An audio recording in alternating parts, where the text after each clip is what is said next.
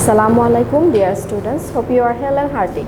Welcome to NIEVS Homeschool. This is Fatema Sabrin Shikha, Assistant Teacher of National Ideal English Version School Morning Shift. Today I am going to take Information and Communication Technology class for the students of class 9 on the topic Chapter 1. We will discuss this chapter page 9 to 12. I am repeating, today our topic is Chapter 2 and from page 9 to 12 we will discuss today. Students, this is our third lecture and second homework. So for today's class, students, please take your Information and Communication Technology book. We are going to start our class. So let's begin. Please open page number 9 and I am going to read the text. Bangladesh has introduced e-governance for a few years. E-service is yet to be introduced to all sectors of the governance. With its successful implementation in every sector, Bangladesh will certainly ensure good governance. Now students, we are going to learn about e-service and Bangladesh. Many government and non-government service providing organizations provide the citizens with temporary and full-time services. This might be traveling from one place to another or issuing duplicate record of a land. Before the introduction of the digital system, the services seekers had to meet the service provider. But now they can receive the services through the internet or mobile phones while staying at home.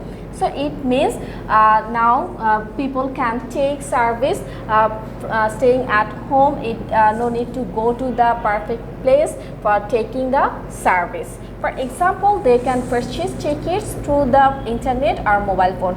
People a few days ago had to go physically to Kamlapur train station and stand in the queue before the counters for tickets. This system is still in practice, but now anyone can collect tickets and pay the fares online.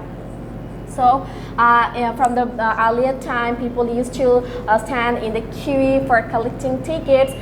This system is still now in practice, but if anyone wants to collect the ticket through online, it is available. Providing services through an electronic system is called e-service. So what is e-service? Providing services through an electronic system is called e-service.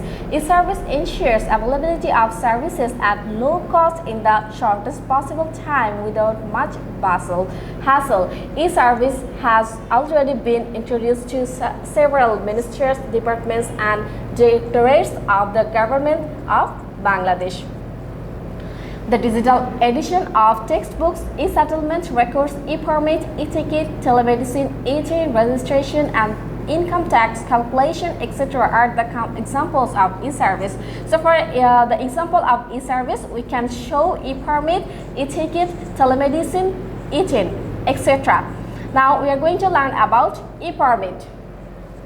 It is one of the primary e-services of the country. The sugarcane farmers of 15 sugar mills of the country get e-permit through the message option of the cell phone, and e-permit is the official permission of the Sugar Mills Authority for the farmers to supply sugar canes at a fixed time. The harassment of the farmers has come to an end as they receive the information of supplying sugar canes through SMS. The production of the sugar mills has also been increased due to timely supply of sugar canes. So using e-permit, the hassles of farmers come to an end. Now we are going to learn about electronic money transfer system. In short, we say MTS. Money can be sent at a low cost from one place to another quickly and safely through the electronic money transfer system of the Bangladesh Postal Department. It is possible to transfer BDT 50,000 in 1 minute. This service is available in all post offices in Bangladesh. So money transfer is very easy by using MTS. Now, e-settlement records. The duplicate of land settlement records can be collected through this device. Previously, employees of the Land Settlement Department would supply the information to the applicants from big record books after fulfilling of the prescribed forms, the applicants had to be present physically in the office and the employees of the concerned department would prepare it manually. Because of the e-service, applicants at home and abroad can visit the settlement records paying the required fees. So if anyone use e-settlement, then he or she can easily get the service staying home or abroad. Now we are going to learn about e-healthcare. Physicians in government health centers give advice on mobile phones. So when we get any advice from any physician through mobile phone, it is called e-healthcare. That is why government hospitals have been provided with mobile phones. Any citizen of the country can get the advice of any physician. Besides, in some hospitals, telemedicine service has been introduced. Because of the telemedical services, patients in Upazila may avail the service and advice of medical specialists in district hospitals on mobile phones. E-ticketing and mobile ticketing of railways. Tickets of some intercity trains can be collected either through mobile phone or online. As a result, travelers can purchase the ticket at their convenience without going to the ticket counters of the railway station. They can reach the station just before the departure of the train and collect the printed ticket from a particular counter. E-commerce and Bangladesh.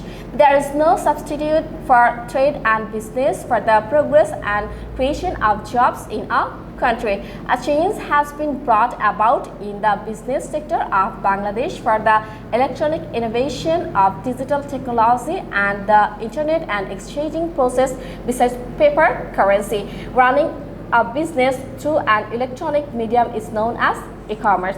So what is e-commerce? Running a business through an electronic medium is known as e-commerce. There are some terms and conditions in business. Firstly, the sellers must have the commodity. Secondly, the buyers will pay the price of the product. This transaction requires direct communication of the seller and buyer. However, in the era of internet, nowadays sellers may create a website and display the images of their products. The buyers, after choosing the commodity, pay the price and get it. The buyers have the facilities to pay the price through debit and credit cards. So easily a buyer or a seller can buy and sell their products and can pay through a debit or credit cards. They can pay through mobile banking even. Thirdly, on receipt of the payment, the sellers either deliver the products themselves or by the courier. Another payment method is through courier service after receiving the price. The bill payment can also be done in the cash on delivery, that means in short code method, which is different from mobile banking and debit or credit card payment. The purchaser chooses the product from the website of the seller and orders from supply. The seller, after getting the order, sends it to the buyer who pays the bill after receiving it. So this is very easy process for a buyer or a seller. E-commerce has been gradually increasing in Bangladesh since 2011 to 12. So e-commerce has been gradually increasing in Bangladesh, and this time is 2011 to 12. Now everything including books, garments, food, luxurious goods, etc. is sold or brought through e-commerce. Two types of establishments are noticed in e-commerce like a conventional business. One kind of establishment sells only its own products and another kind sells the products of different companies. You have already watched advertisements of some websites on the internet, television and in the newspaper. ICT in the job sector of Bangladesh. Nowadays, the multifarious use of impact of ICT in the job sector is noticed in Bangladesh. Like other countries, the impact and capacity of ICT are gradually increasing. Two types of impact of ICT are noticed. So how many types of impact of ICT can be noticed? Two types of impact of ICT are noticed. First, the introduction of ICT in the prevailing working sectors has enhanced the skills of the employees and extended the market. Second, ICT itself has created new job opportunities. The use of ICT in the prevailing existing job sector and all business sectors, on the other hand, has enhanced the efficiency, transparency, and accountability of the professional groups. On the other hand, has increased the standard of service. Skill in ICT is now regarded as the elementary qualification for any job. Employees of bank, insurance, multinational companies, and government sectors need to be skilled in word processing, presentation software, internet browsing, email management, analytical software, etc. So, people need to be skilled in word processing, presentation software, internet browsing, email management, analytical software to get any perfect job, to show his creativity in any sector. In addition, they have to develop expertise in a specific software product such as banking software. On top of it, ICT has created a large job market of making hardware, software, developing website, maintenance, etc. Now, it is a big market for the skilled workers who can work at home or abroad and set up their own ICT firms. A major part of the task can be accomplished at home. Many people earn foreign currency for the country through outsourcing. So by outsourcing, people can earn money. So this is very easy with the blessings of ICT, social networking and ICT. Now we are going to learn about social networking and ICT. Social mobility and development require communication amongst individual human beings. So social communication means interaction among people through virtual communication and networking. In other words, what people create the exchange to communicate and express by using the internet and ICT is called social networking. So what is networking? Social networking. People create an exchange to communicate and express by using the internet and ICT is called social networking. Now, this communication has become easier, cost-effective, and usually safe by using the internet, email, mobile phone, and messaging system, blogging, and platforms of social networking. The ICT-based social networking has been made easy. Platforms have been set up on the internet known as social networking. Two most popular social networking websites are Facebook and Twitter. So the most popular social networking websites are Facebook and Twitter. We almost all of the people used to use Facebook and Twitter.